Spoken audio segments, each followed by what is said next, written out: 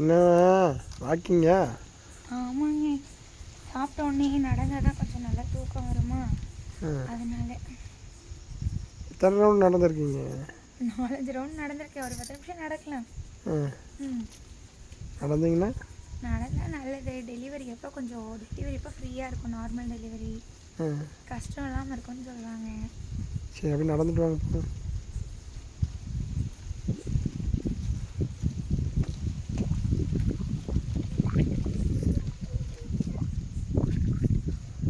வேகமெல்லாம் நடக்க முடியாதுங்க, பொறுமையாக தான் நடப்பேன். பொறுமையாக நடக்கும். வேறு வேகமாக இருக்குது ஓட்டப்போது.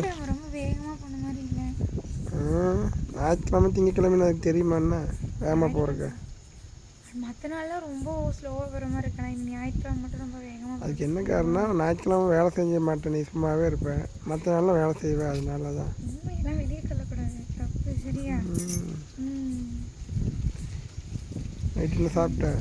ஒரு வாரம் ஆகும் இந்த மாதிரி கூட நீங்கள் இருக்கிறதுக்குல. ஏங்க இப்படி பக்கத்துலேயே இருந்தால் அவ்வளோ நல்லாயிருக்கும். பக்கத்துல இருந்தால் சும்மா தான் இருக்கணும். சும்மா மீன்ஸ் சும்மா வேண்டாம்.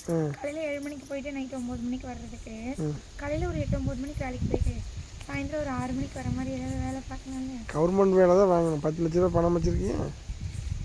சொல்லக்கூடாது, பிடிச்சி போட்டுருவேன்.